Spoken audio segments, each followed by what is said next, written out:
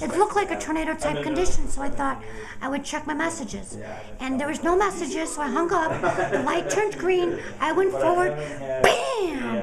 It was the loudest crashing, bamming. I don't know how else to explain it. It was just like, it felt like a tree, like a train literally hit me.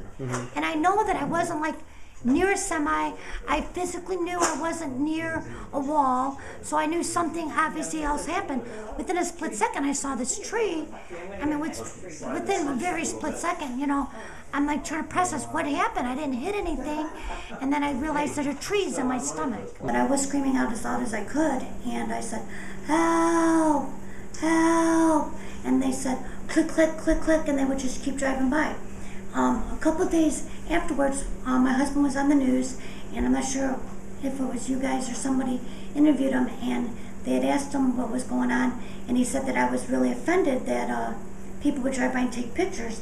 So a lady named Barbie sent us a letter, certified mail, no return address, no last name, and said, "I was one of the people that saw the accident. I thought you were dead, so I just kept on driving." That's incredible.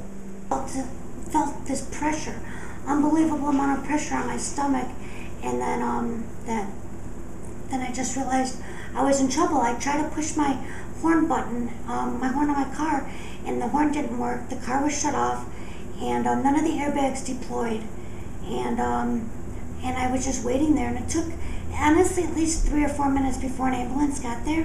And we were literally across the street, but it took a few minutes before somebody stopped to actually call 911. You said there were bugs crawling up and down yours? Yeah, there were ants from the tree, because the tree was rotten and it had like bugs and dirt and it was just gross. What was your strength level like at this moment? Could you try to move the tree? Yeah, I tried to move the tree and I couldn't. Obviously, it was way too heavy.